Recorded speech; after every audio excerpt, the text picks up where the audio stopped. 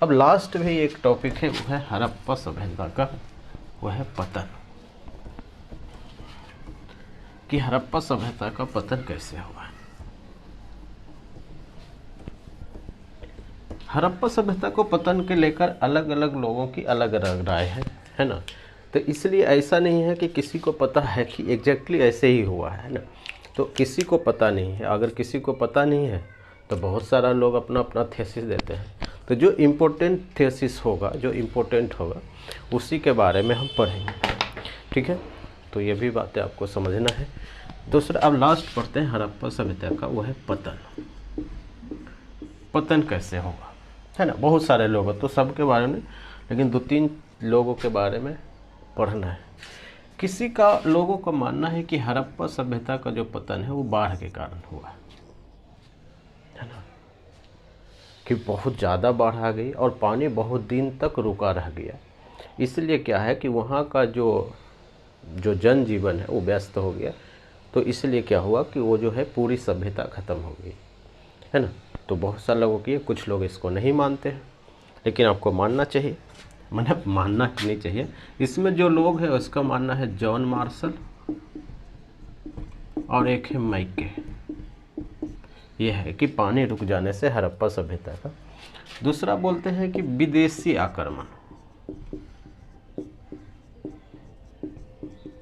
विदेशी आक्रमण में का क्या मतलब है कि आर्य, हम आगे पढ़ेंगे कि इसके बाद जब हम वैदिक सभ्यता पढ़ेंगे तो हम वही पढ़ेंगे कि आर्य के बारे में, कि आर्य बाहर से आए। तो इनका मानना है कि बाहर आर्य आए, है ना, और आर्य क्या हुआ कि आर्य ही पूरा सभ्यता को ख़त्म कर दिया। हम शुरू में भी जब बात बोले थे कि जो हड़प्पा सभ्यता का जो उद्भव है ना, आपको ध्यान होगा कि हड़प्पा सभ्यता का उद्भव आर्य लोगों ने ही किया, है ना। और ये जो आर्य लोग रहते थे सुमेरियन में, या सुमेरियन लोगों ने किया, है ना। तो आर्य आए और फिर क्या किया, हड़प्पा सभ्यता बनाया, फिर चले गए। फिर यहाँ पढ़ना है कि आर्य आए, हड़प्पा सभ्यता ख़त्म कर दिए, फिर चले गए, है ना। तो क्योंकि अगर चले गए तो एग्जैक्टली क्या होता है कि 200 साल तक कोई सभ्यता दिखाई नहीं देती है ना। अगर हम बात करें तो ये जो है लगभग 1700 तक ये जो सभ्यता है वो ख़त्म हो जाती है। आपको पता है कि टाइम पीरियड यही था, कितना, 2300 से लेकर 1700, जो हड़प्पा सभ्यता का है, ये BC है। तो अगर हम वैदिक सभ्यता के जो लोग हैं, जो वैदिक सभ्यता है, आर्य जो है वो वैदिक सभ्यता का आर्य ही किया है वैदिक सभ्यता का। तो जब आर्य किए तो जो ये जो वैदिक सभ्यता का जो उत्पत्ति है वो 500 BC में हुआ, 1500 BC में, सॉरी। तो ये जो 2 साल का जो गैप है वो 2 साल कहाँ गया अगर आर्य करते, है ना। तो ये सवाल भी है ना। तो लेकिन कुछ लोगों का मानना है कि आर्य आए और आर्य ही जो पूरा जो सभ्यता है हड़प्पा सभ्यता का, जो 1300 स्क्वायर वर्ग किलोमीटर है, उसको ख़त्म कर दिया, ठीक है। तो इसके जो मानने वाले जो लोग हैं उसका नाम है चाइल्ड व्हीलर, है ना, चाइल्ड और व्हीलर। ये मानते हैं कि आर्य आए और ये क्या किए, ख़त्म कर दिया। तीसरे का मानना है कि अकाल पड़ा है, पारिस्थितिकी असंतुलन, है ना, यानी अकाल, कोई बोलता है सूखा, या उसी से क्या हुआ, पारिस्थितिकी ये असंतुलन। अब इसका क्या है, इसका मतलब ये होता है कि इतना सूखा पड़ गया कि जो फसल जो होता था वो हुआ ही नहीं बहुत दिनों तक, है ना, 1 साल 2 साल 4 साल तक नहीं हुआ। अब जब फसल नहीं होगा तो लोग क्या खाएंगे, है ना। तो जब फसल नहीं होगा तो एक अगर बड़े लंबे समय तक फसल नहीं हुआ तो लोग तो मर ही जाएंगे, है ना, अकालों से। और उसी अकाल में जो है वो सारा जो सिस्टम है सारा मर गया, सारे लोग मर गए। क्योंकि जब अकाल पड़ता है तो पेड़ पौधे पक्षी पशु पक्षी सारा का जो होता है वो सिस्टम ख़त्म हो जाता है। तो इसलिए माना जाता है कि ये पारिस्थितिकी असंतुलन के कारण हुआ है। और इसको मानने वाले जो लोग हैं इनका नाम है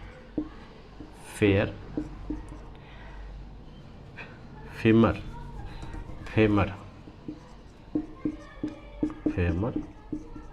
सर्विस, है ना। तो ये मानते हैं, आपको सभी थोड़ा थोड़ा ध्यान रखना है कि हड़प्पा सभ्यता के बारे में हमें पहले भी पता है कि पूरा तात्विक है।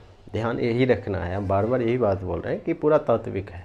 जब पूरा तात्विक है तो कोई चीज़ लिखा हुआ नहीं है, तो सब अनुमान से ही चीज़ें होता है। तो इसलिए आपको ध्यान रखना है कि ये चीज़ें हैं। तो सारे बातें पर हम ध्यान दे दें। तो आज जो है वो हड़प्पा सभ्यता ख़त्म हो गया है। अब हम आगे जो पढ़ेंगे वो वैदिक सभ्यता पढ़ेंगे, और ऑब्वियसली बात आपको समझ में आया। अगर कोई बात समझ में नहीं आया है इससे रिलेटेड तो आप हमसे पूछ सकते हैं, और क्या चीज़ें ज़रूरी है, क्या हम पढ़ाएं वो इम्पोर्टेंट है नहीं है, क्या पढ़ाएं, सवाल पूछता है एग्ज़ाम में कि नहीं पूछता है, इस सब। क्योंकि जो भी टीचर पढ़ाता है या जो भी लोग पढ़ाते हैं उनका यही मानना है कि जितना हम पढ़ा रहे हैं वो काफ़ी है ना, सभी लोग बोलते हैं। लेकिन आपको उसके चक्कर में नहीं पढ़ना है। सिर्फ चक्कर ये है कि आपको खुद चेक करना है। चेक करने का आसान तरीका है कि जिस चीज़ का भी आप तैयारी कर रहे हैं, ठीक है, अब उसका जो क्वेश्चन जो प्रीवियस ईयर का पूछा है, प्रीवियस ईयर का, उसको आप देखिए और देखिए कि ये जो पढ़ाया हुआ है, जो भी आदमी पढ़ाया है, उसमें से कितना क्वेश्चन बन रहा है।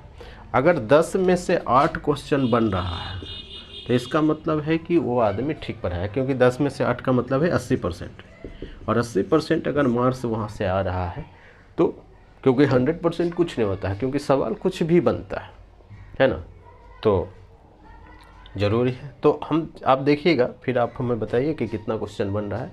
आपके पास जो भी क्वेश्चन बैंक है, बीपीएससी का, रेलवे का, है ना, एनीवे, तो आप उसको बनाइए।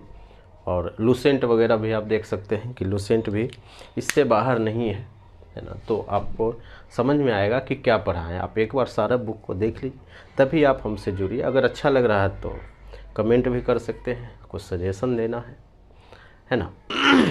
तो थैंक यू।